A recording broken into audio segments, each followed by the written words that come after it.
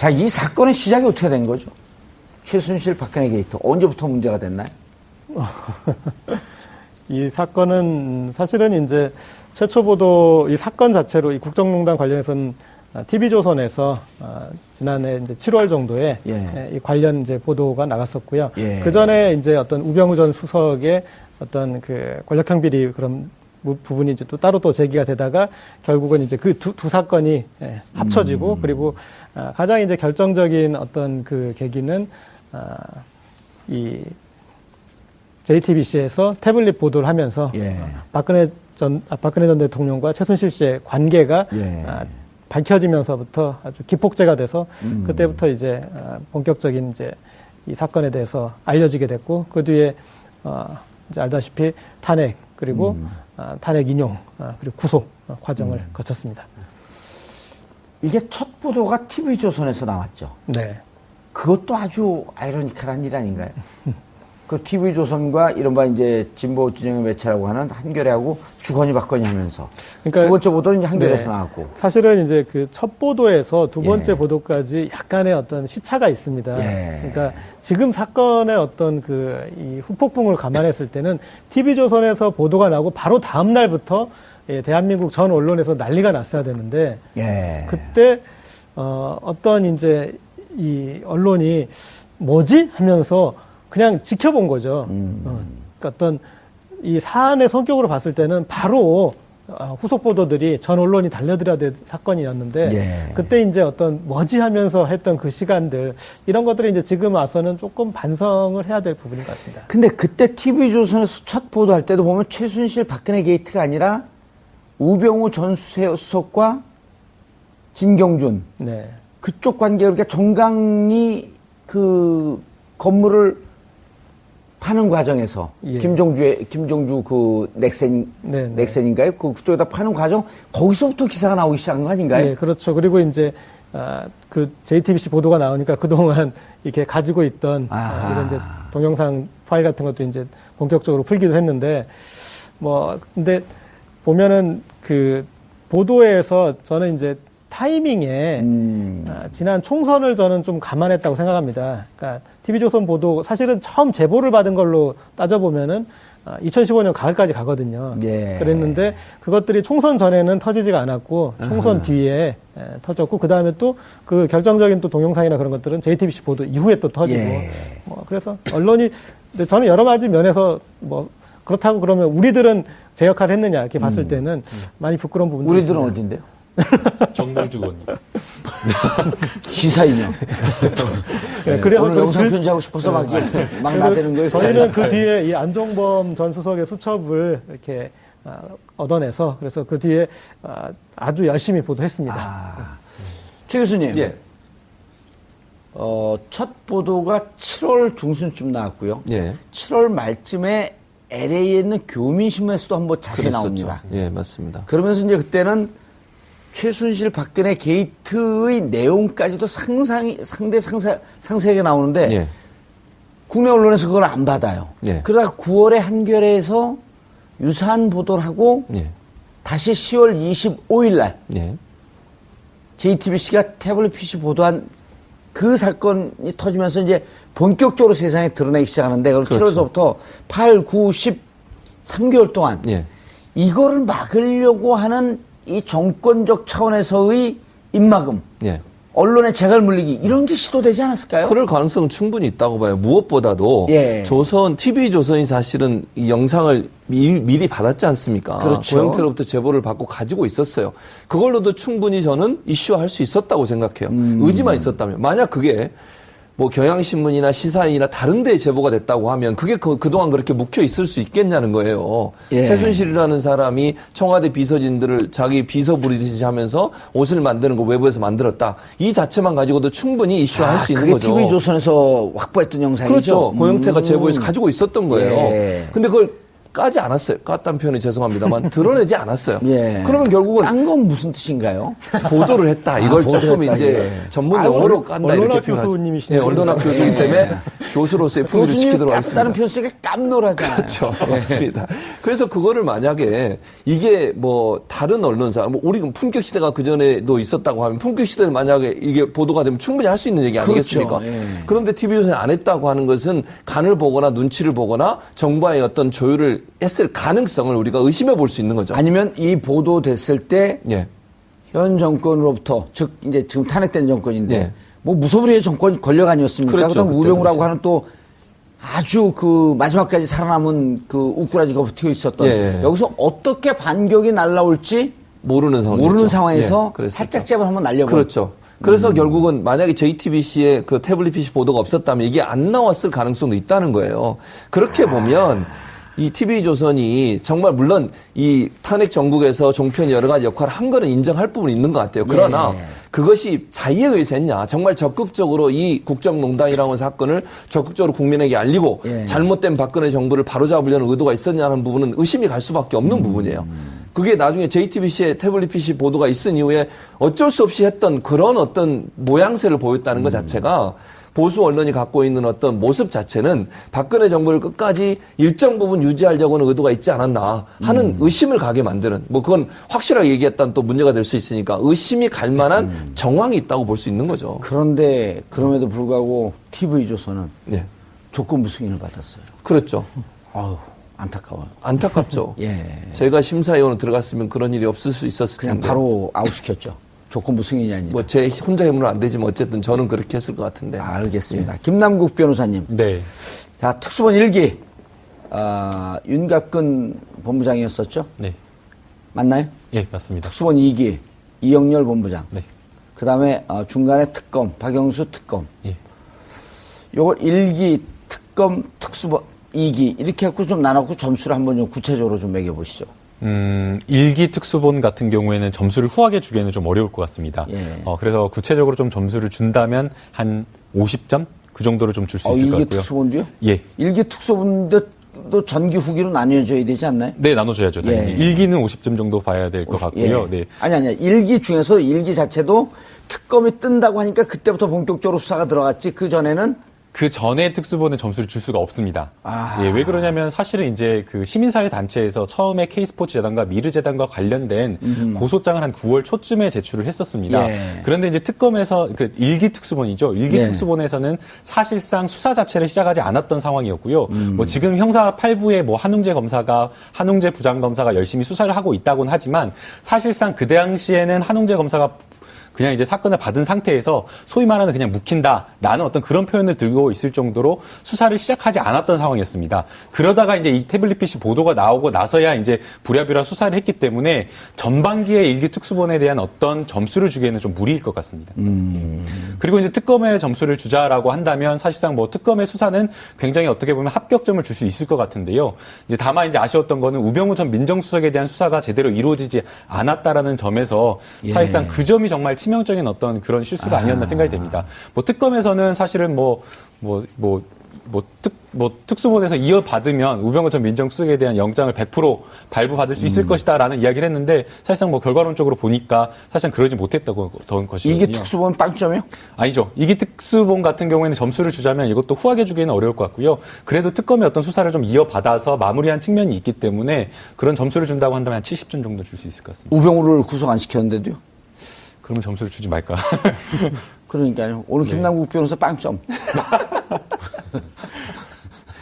네, 좀 이따가 아마 그 우병우 전 민정수석에 대해서 예. 좀 짚어볼 게 많을 것 같습니다. 예.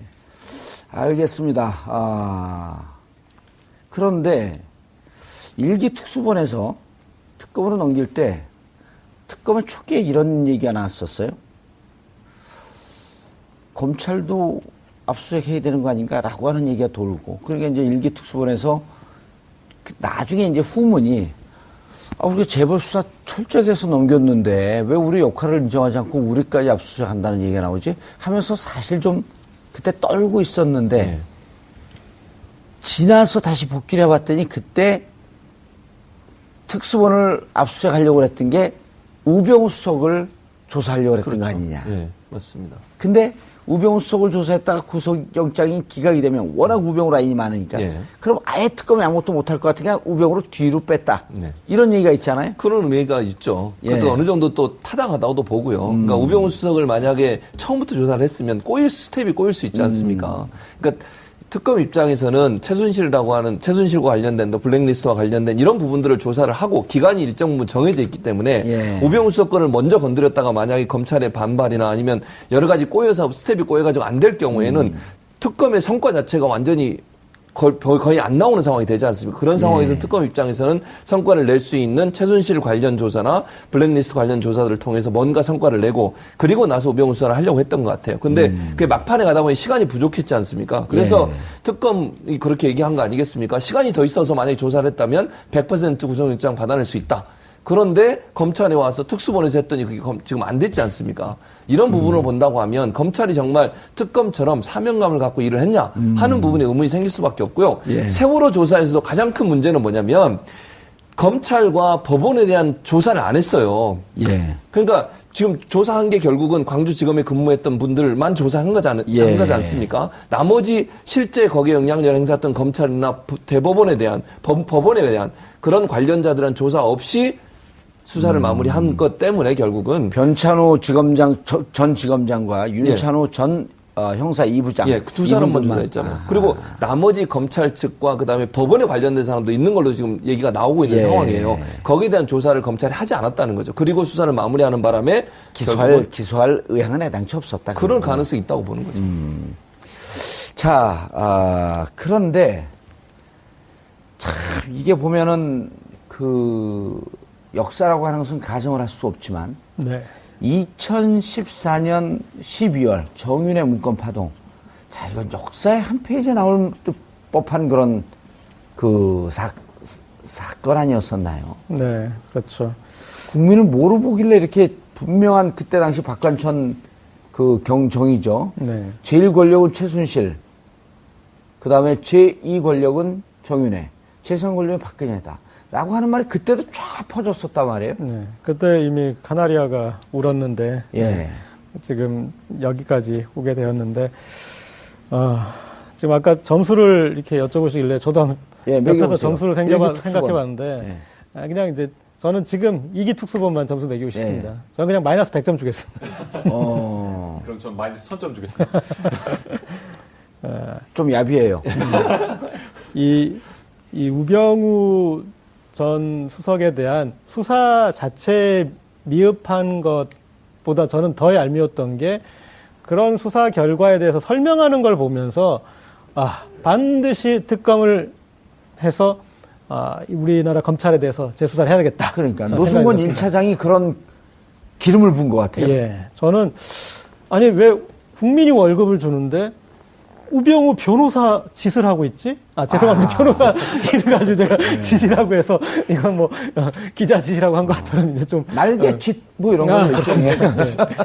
왜 우병우 변호사 역할을 우병우 변호사가 그런 얘기를 해도 국민이 저런 말 어떻게 할 수 있지 이렇게 생각할 텐데 정말 얄미워요. 예. 아니 영장 기각되니까 법원에 몫이다. 그리고 최선을 다했다. 그런데 구체적인 사안에다까지 다 변명을 해줍니다. 예. 그 중에 어떤 그런 문체부 이제 인사들에 대한 어떤 직권남용 행위에 대해서 그게 민정수석의 역할이다라고 아니 어떻게 대한민국 그 행정부에서 그 감사원에서 법과 절차에 의해서 하게 돼 있고 그리고 그들이 그런 식으로 또 할 수 없는 거거든요. 그러니까 민정수석은 대통령 친인척과 고위 공직자의 비위에 대해서 감찰하는 거지 그런 일선 공무원들에 가가지고 겁박해서 그런 이제 신발 벗기고 양말 벗기고. 네, 그런 행위를 하는 곳이 아니에요. 그런데 지금 대한민국을 어떻게 보는 건지 그것을 해명이랍시고 검찰에서 하는 걸 보면서 이거는 정말 대선 국면에 절대 묻혀서는 안 되겠다라는 그런 생각이 들었습니다. 예. 그러니까 우병우 전 민정수석에 대한 어떤 이번에 공소장을 보게 되면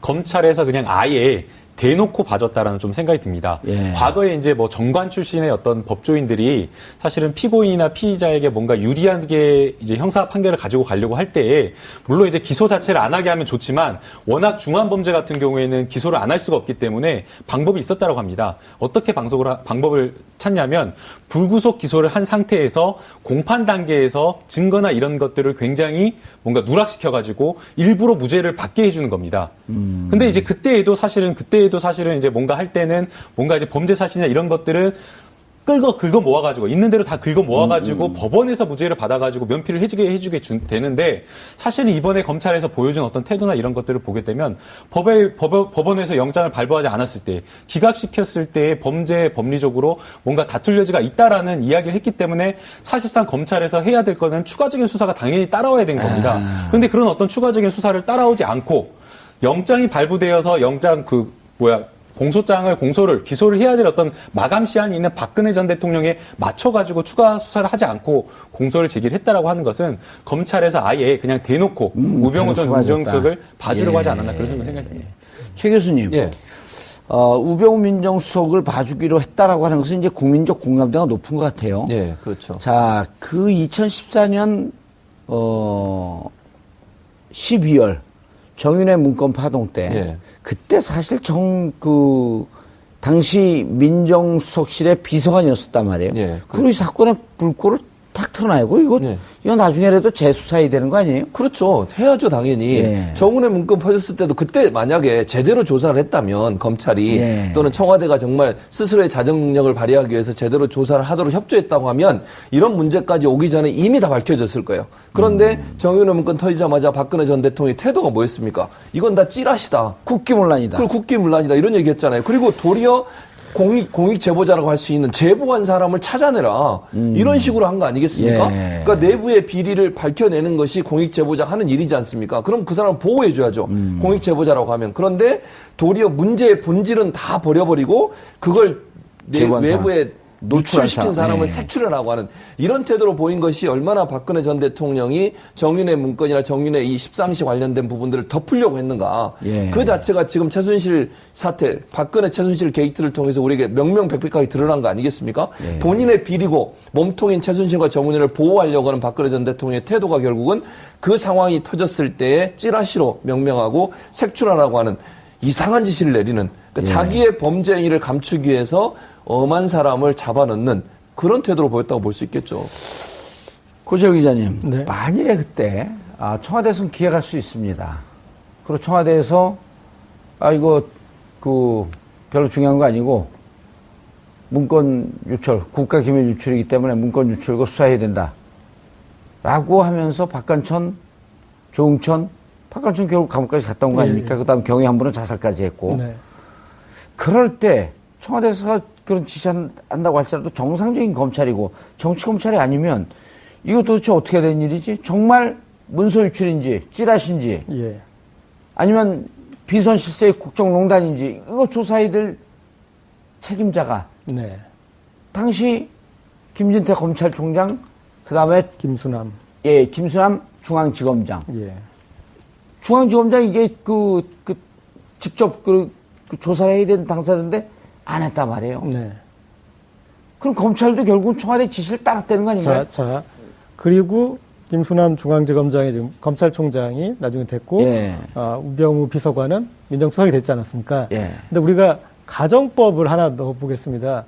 JTBC에서 최순실 이게 태블릿이 발견되지 않았다면, 자, 그러면 어떤 일이 벌어졌을까? 우린 이 방송 못하고 있죠. 예. 그리고, 자, 우병우 전 수석은 뭐가 돼 있었을까요? 대통령이 돼 있을까요? 대통령까지는 아니고, 제 생각엔, 비서실장. 법무부 장관이나 비서실장 정도. 그쯤 돼 있겠죠. 예, 돼 있을 것 같고, 지금 김수남 총장도 예. 또 법무부 장관이나, 예. 그렇게 영전을 했을 것 같습니다. 그렇죠. 고재열 기자는 허위사실 기사 썼다고 해갖고 수배 당할 것 같고. 지금 이 2기 특수본에서 블록버스터급 헐리우드 액션이 있었잖아요. 예. 그냥 헐리우드 액션이 아니에요.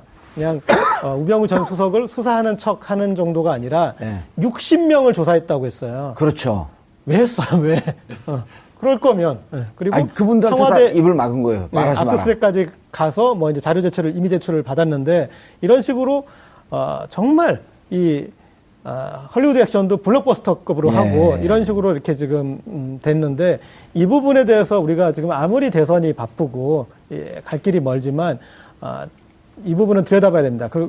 지금 말씀하셨잖아요. 2014년 12월에 그 정윤회 문건을 우리가 제대로 된 수사를 그때 했으면 이미 우리가 2년 동안 이런 이 사태를 겪지 않고 대한민국 호가 정상 궤도를 달릴 수 있어서 못 달렸다고 했는데 지금 우리가 검찰에 대해서 제대로 이 사건에 대해서 조사를 하지 못하면 앞으로 또 어떤 일을 반복해서 겪게 될지 저는 모른다고 봅니다. 그러니까 분명히 안종범 전 수석의 업무수첩에 이런 식으로 이 보도가 나오고 그럴 때 대처하는 것들이 나옵니다. 그래서 어떤 식으로 이 이슈를 죽이려고 했던 것들이 나오고 있어요. 다시 제2의 문건, 정윤회 문건 사태, 지라시 사태가 벌어지고 있는 와중이었어요. 그리고 그 와중에 우병우 전 수석이 검찰 간부들과 수백 통, 그리고 한 번 통화하면 수십 분씩 그렇게 통화했던 그 내역이 있고 문자를 주고받은 내역이 있습니다. 이걸 수사를 안 한다는 거는 다음에 이런 일이 벌어질 수 있는 우리가 그 여지를 남기고 간다는 거죠. 예. 자, 김남국 변호사님. 네. 자, 그런데 우리가 이 자리에서도 여러 차례 얘기를 했어요. 문고리 3인방, 네. 안봉근, 정호성, 이재만. 그런데 박관천 전 경제모라는 정호성이 브레인이고 이재만과 안봉근은 행동대장이다. 네. 행동대장이 더 머리가 좋거나 그러진 않죠. 네. 예. 정호성은 머리를 썼고 나머지 두 명은 이재만과 안봉근은 행동대장 격이었다. 그리고 정호성은 그러다 보니까 최순실하고 대통령을 연결하는 브릿지 역할을 했고요.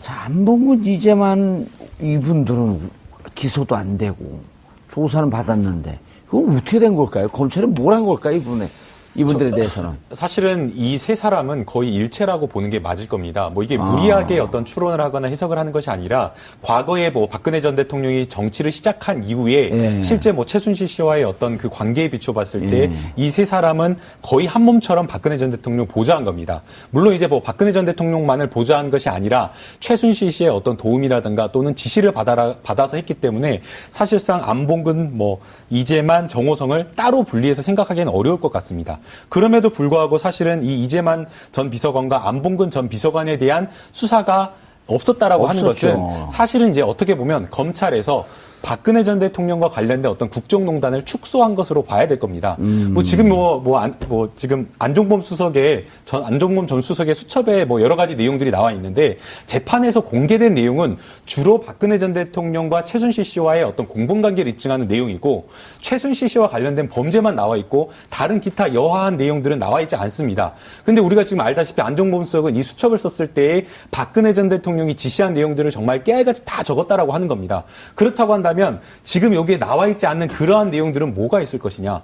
훨씬 더 많다라는 겁니다. 또 실제 뭐 안봉근 전 비서관 같은 경우에는 경찰 인사에 직접적으로 개입했다라는 어떤 그런 의혹들이 여러 군데에서 파다하게 이야기가 나오고 있는 상황인데 이런 부분에 대한 수사는 전혀 이루어지지 않고 있다라는 것을 보게 되면 결국에는 검찰에서 지금 드러나 있는 아예 그냥 겉으로 드러나 있는 것만 조그만 것만 수사를 하고 실제로 더 숨어 있는 것들은 아예 덮어두고 있는 것이 아니냐. 그렇기 때문에 아마 뭐 어떤 정부가 들어설지 모르겠지만 다음 정권에서는 정말 특검을 반드시 도입을 해서 나머지 어떤 국정농단과 관련된 추가적인 수사가 반드시 이루어져야 된다고 생각합니다. 그 얘기에 보론을 하겠습니다. 그러니까 시사인에서 이제 안종범 전 수석의 수첩을 입수했으니까 그래서 이제 보도를 했으니까 아는데요.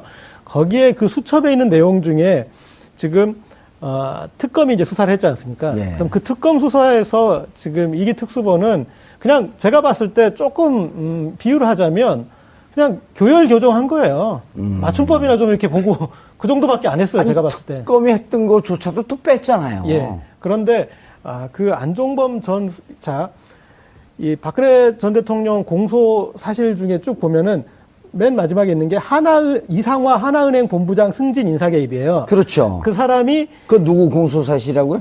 박근혜 전 대통령 공소사실인데 근데 그 사람이 최순실의 금고지기로 꼽히는 사람입니다. 그리고 그 사람이 개입된 걸로 지금 파악되는 해외에 관련 사업들이 엄청나게 많아요. 그런데 그 사실로 가야 되는 거잖아요. 예. 그리고 우리가 미얀마 대사 그 관련 부분은 이제 이미 보도를 통해서 알고 있듯이 거기에 미얀마 또 이란 몇 건들이 해외 건들이 있어요. 그래서 거기까지 수사가 당연히 가야 되는데 그 이상화 씨를 이제 그런 일을 하기 위해서 어떤 이제 이 하나은행에서 임원으로 만들어주는 그 과정에 대한 그 인사 개입만 거기까지만 나오고 그 다음에 전혀 진도가 안 나간 거죠. 그러니까 안종범 전 수석의 수첩으로 봤을 때 제가 봤을 때는 이것은 20%, 80%가 아직 남아있는데 그리고 실제 진행됐던 사업들에 대해서 그렇게 남아있는데 그것을 그런 명백한 수첩이라는 자료가 있음에도 불구하고 저희가 보도한 거, 저희는 그런 이 전체 뒤에 39건이 나중에 더 오지 않았습니까? 그 부분은 예. 없었어요. 그 앞부분에 저희가 보도한 것에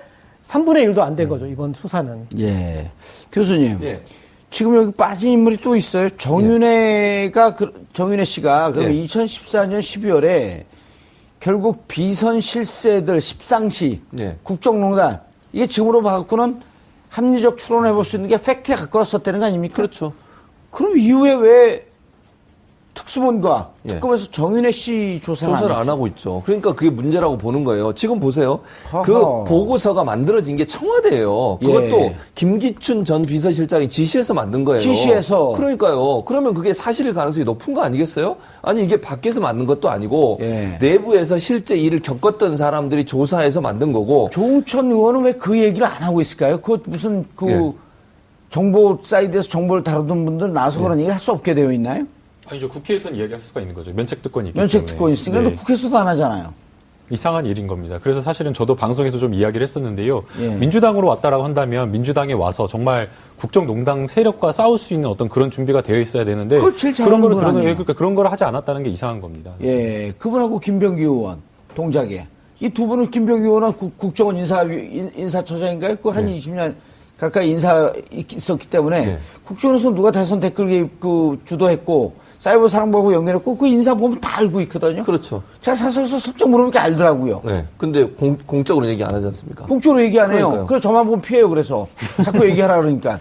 그래서 어쨌든 정인의 문건 같은 경우에는 청와대 내에서 비서실장의 지시로 만들어졌기 때문에 예. 그 문건 자체의 신뢰성은 높다고 볼 수밖에 없어요. 그게 외부에서 만들거나 아니면 찌라시처럼 도는 얘기가 아니었어요. 예. 청와대 내부에서 비서실장이 지시해서 본인이 잘릴까봐 그게 무서워서 사실은 지시한 거 아니겠습니까? 누가 이걸 꾸미고 있는지. 예. 그럼 알고 봤더니 정의라는 사람이 뒤에서 다 하고 있다라고 하는 것이 그 보고서의 내용인데 예. 그걸 언론이 보도했더니 그 보고서에 대한 뭐 진실을 파헤치거나 아니면 문제가 있다는 점들을 도려내려고 생각하지 않고 도리어 그거를 덮어주려고 했던 게 박근혜 전 대통령의 태도였다고 볼 수 있고요. 그러면 특검과 특검은 시간이 없어서 그렇다고 쳐요. 그러면 검찰에서는 이걸 인계받은 다음에 당연히 정윤회 씨에 대해서 조사를 했어야죠. 예. 이게 어떻게 해서 이루어진 일이고 그때 당시 이 사실이 사실인지 아닌지 대해서 조사를 했어야 됨에도 불구하고 대통령까지 탄핵된 마당에 그걸 하지 않았다는 것은 그걸 통해서 본인들이 뭔가 피해를 당하거나 아니면 또 다른 어떤 후폭풍을 맞을 가능성이 있는 것에 대한 두려움이 사실은 그걸 막고 있는 게 아닌가 하는 의혹이 짙다고 예. 볼 수 있겠습니다. 저는 개인적으로 이 문건 드러난 거에 대해서도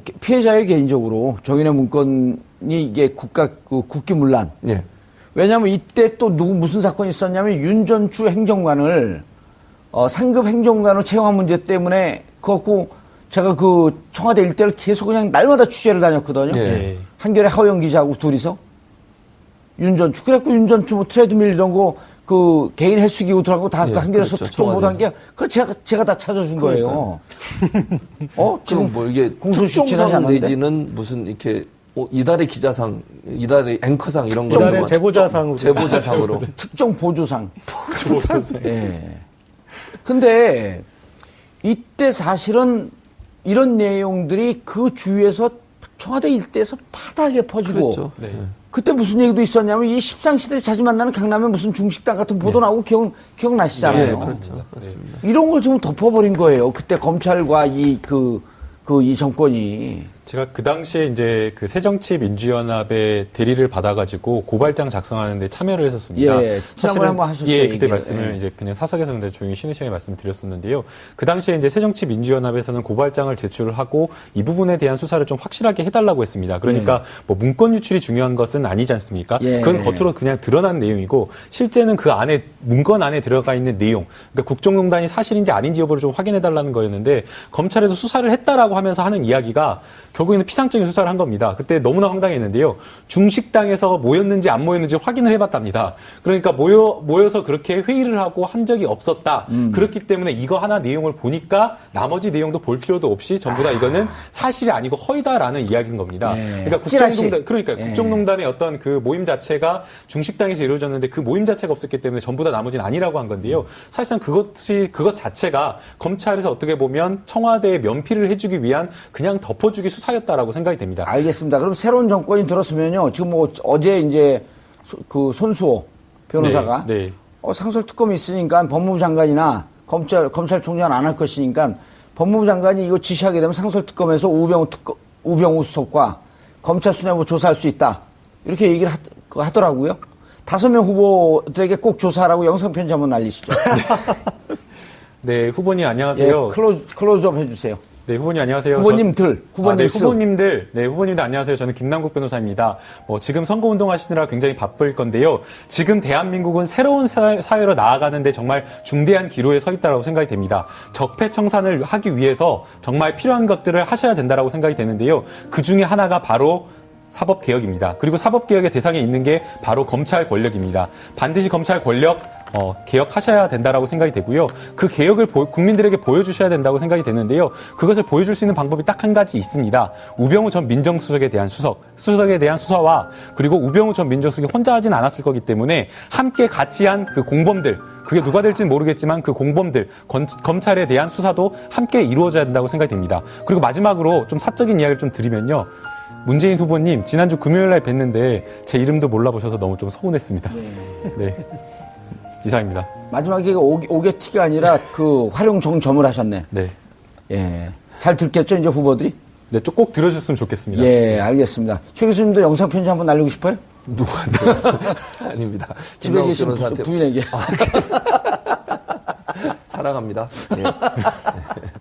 아이고, 참. 고재열 기자님. 네. 고재열이?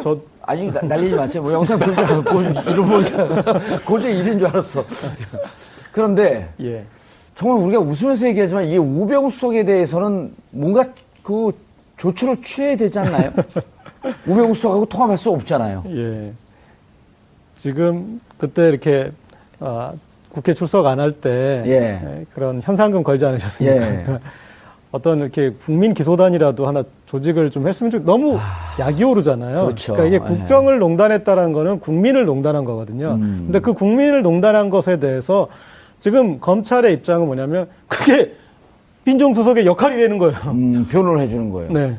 저는 여기에 정말 이렇게 좋은 말이 잘 안 나오던데 그래서 이 부분에 대해서 정말 국민이 어떤 이 국권을 회복하기 위해서 할 수 있는 어떤 조치가 있다면 해야 되겠다고 알겠습니다. 생각합니다. 소위 말하는 그냥 묵힌다라는 어떤 그런 표현을 들고 있을 정도로 수사를 시작하지 않았던 상황이었습니다. 그러다가 이제 이 태블릿 PC 보도가 나오고 나서야 이제 부랴부랴 수사를 했기 때문에 전반기에 일기 특수본에 대한 어떤 점수를 주기에는 좀 무리일 것 같습니다. 그리고 이제 특검의 점수를 주자라고 한다면 사실상 뭐 특검의 수사는 굉장히 어떻게 보면 합격점을 줄 수 있을 것 같은데요. 이제 다만 이제 아쉬웠던 거는 우병우 전 민정수석에 대한 수사가 제대로 이루어지지 않았다라는 점에서 사실상 그 점이 정말 치명적인 어떤 그런 실수가 아니었나 생각이 됩니다. 뭐 특검에서는 사실은 특수본에서 이어받으면 우병우 전 민정수석에 대한 영장을 100% 발부받을 수 있을 것이다라는 이야기를 했는데 사실상 뭐 결과론적으로 보니까 사실상 그러지 못했다고 던 것이거든요. 이게 특수본 빵점이요? 아니죠. 이게 특수본 같은 경우에는 점수를 주자면 이것도 후하게 주기에는 어려울 것 같고요. 그래도 특검의 어떤 수사를 좀 이어받아서 마무리한 측면이 있기 때문에 그런 점수를 준다고 한다면 한 70점 정도 줄 수 있을 것 같습니다. 우병우를 구속 안 시켰는데도요? 그러면 점수를 주지 말까. 그러니까요. 오늘 김남국 변호사 빵점. 네, 좀 이따가 아마 그 우병우 전 민정수석에 대해서 좀 짚어볼 게 많을 것 같습니다. 알겠습니다. 그런데 일기 특수본에서 특검으로 넘길 때 특검의 초기에 이런 얘기가 나왔었어요.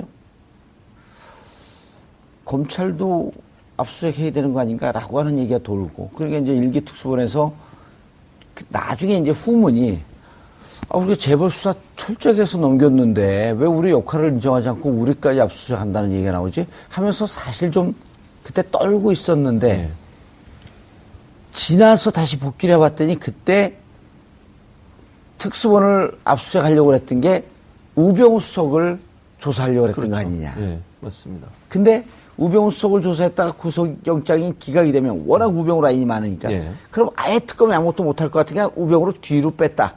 이런 얘기가 있잖아요. 그런 의미가 있죠. 그것도 어느 정도 또 타당하다고도 보고요. 그러니까 우병우 수석을 만약에 처음부터 조사를 했으면 스텝이 꼬일 수 있지 않습니까? 그러니까 특검 입장에서는 최순실과 관련된 블랙리스트와 관련된 이런 부분들을 조사를 하고 기간이 일정 부분 정해져 있기 때문에 우병우 수석 건을 먼저 건드렸다가 만약에 검찰의 반발이나 아니면 여러 가지 꼬여서 스텝이 꼬여가지고 안 될 경우에는 특검의 성과 자체가 완전히 거의 안 나오는 상황이 되지 않습니까? 그런 상황에서 특검 입장에서는 성과를 낼 수 있는 최순실 관련 조사나 블랙리스트 관련 조사들을 통해서 보도됐을 때 현 정권으로부터 즉 이제 지금 탄핵된 정권인데 뭐 무소불위의 정권 권력 아니었습니까? 그렇죠. 그다음 우병우라고 하는 또 아주 그 마지막까지 살아남은 그 우꾸라지가 버티고 있었던 여기서 어떻게 반격이 날라올지 모르는 상황에서 살짝 잽을 한번 날려보는. 그렇죠. 그래서 결국은 만약에 JTBC의 그 태블릿 PC 보도가 없었다면 이게 안 나왔을 가능성도 있다는 거예요. 그렇게 보면 이 TV조선이 정말 물론 이 탄핵 정국에서 종편이 여러 가지 역할을 한 거는 인정할 부분이 있는 것 같아요. 그러나 그것이 자의에 의해서 했냐. 정말 적극적으로 이 국정농단이라는 사건을 적극적으로 국민에게 알리고 잘못된 박근혜 정부를 바로잡으려는 의도가 있었냐는 부분은 의심이 갈 수밖에 없는 부분이에요. 그게 나중에 JTBC의 태블릿 PC 보도가 있은 이후에 어쩔 수 없이 했던 그런 어떤 모양새를 보였다는 것 자체가 보수 언론이 갖고 있는 어떤 모습 자체는 박근혜 정부를 끝까지 일정 부분 유지하려고는 의도가 있지 않았나 하는 의심을 가게 만드는, 뭐 그건 확실하게 얘기했다는 또 문제가 될 수 있으니까 의심이 갈 만한 정황이 있다고 볼 수 있는 거죠. 그런데 그럼에도 불구하고 TV조선은 조건부 승인을 받았어요. 그렇죠. 아우, 안타까워요. 안타깝죠. 제가 심사위원으로 들어갔으면 그런 일이 없을 수 있었을 텐데. 그냥 바로 아웃시켰죠. 조건부 승인이 아니라. 뭐 제 혼자 힘으로 안 되지만 어쨌든 저는 그렇게 했을 것 같은데. 알겠습니다. 김남국 변호사님. 네. 자, 특수본 1기.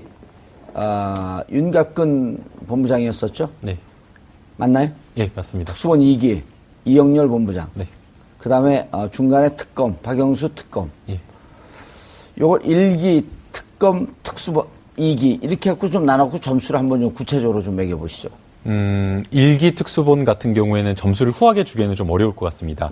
그래서 구체적으로 좀 점수를 준다면 한 50점? 그 정도로 좀 줄 수 있을 것 같고요. 1기 특수본도요? 예. 1기 특수본도 전기 후기로 나뉘어져야 되지 않나요? 네, 나눠줘야죠. 당연히. 1기는 50점 정도 봐야 될 것 같고요. 네. 아니. 1기 중에서 1기 자체도 특검이 뜬다고 하니까 그때부터 본격적으로 수사가 들어갔지. 그 전에는 그 전에 특수본은 점수를 줄 수가 없습니다. 왜 그러냐면 사실은 이제 그 시민사회 단체에서 처음에 K스포츠 재단과 미르 재단과 관련된 고소장을 한 9월 초쯤에 제출을 했었습니다.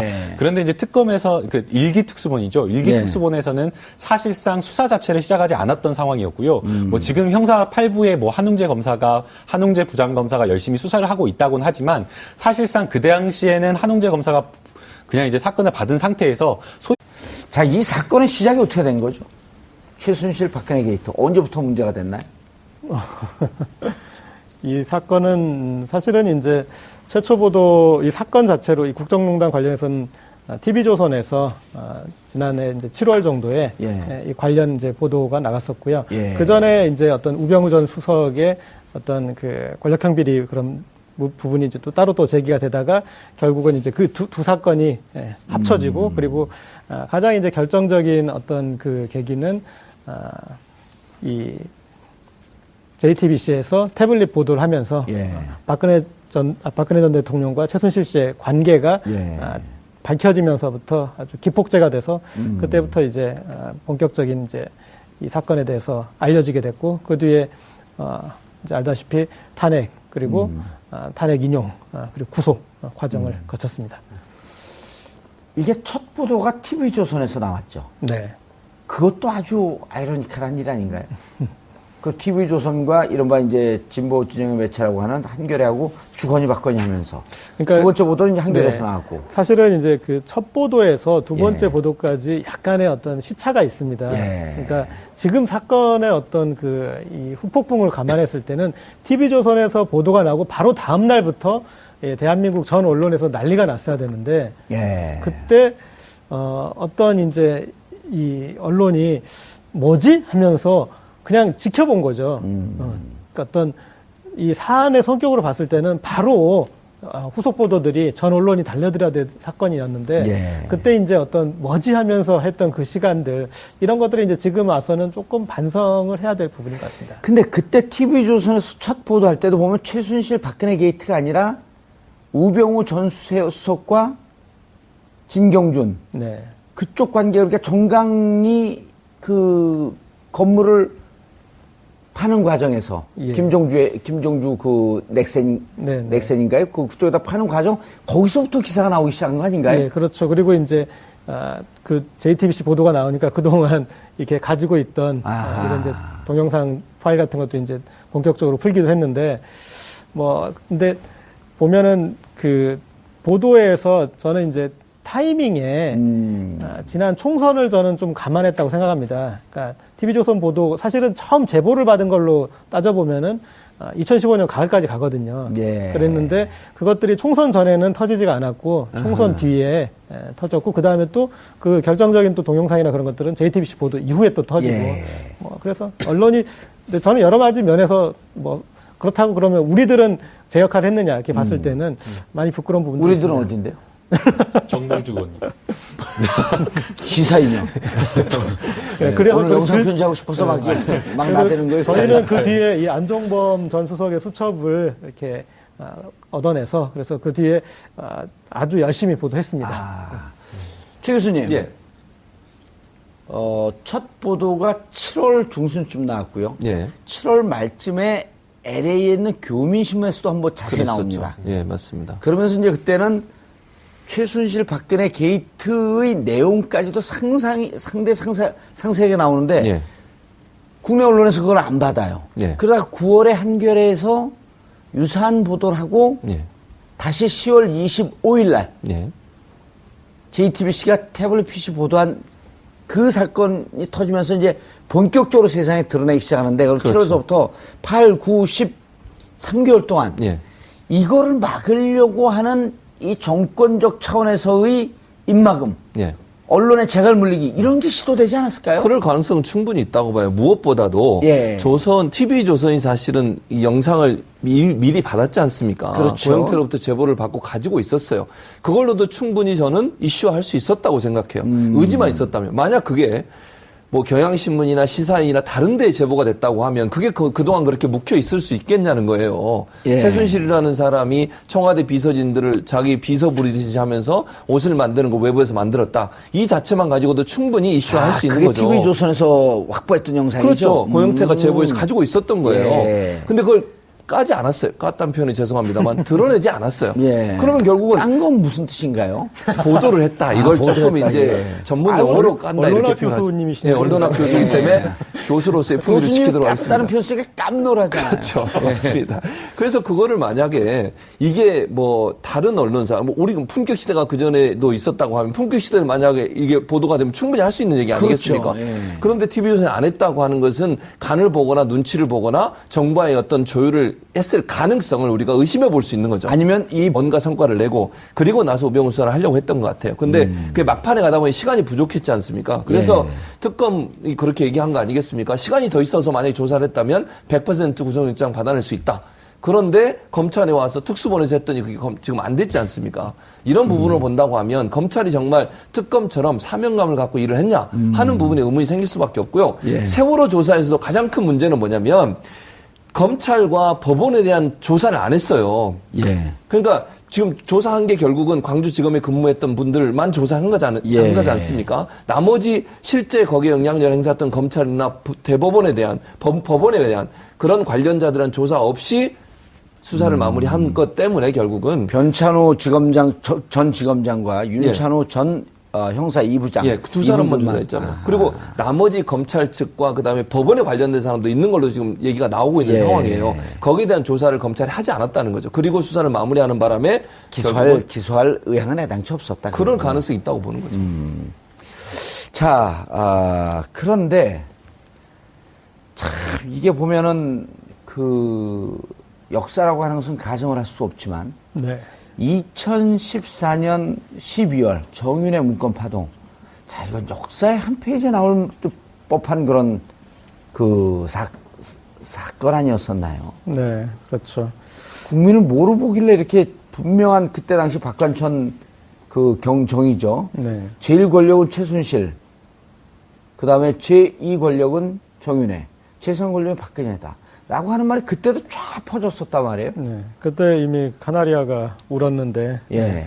지금 여기까지 오게 되었는데 지금 아까 점수를 이렇게 여쭤보시길래 저도 한번 예, 옆에서 매겨보세요. 점수를 일기특수본. 생각해봤는데 그냥 이제 저는 지금 이기특수본만 점수 매기고 싶습니다. 예. 저는 그냥 마이너스 100점 주겠습니다. 그럼 전 마이너스 1000점 주겠습니다. 좀 야비해요.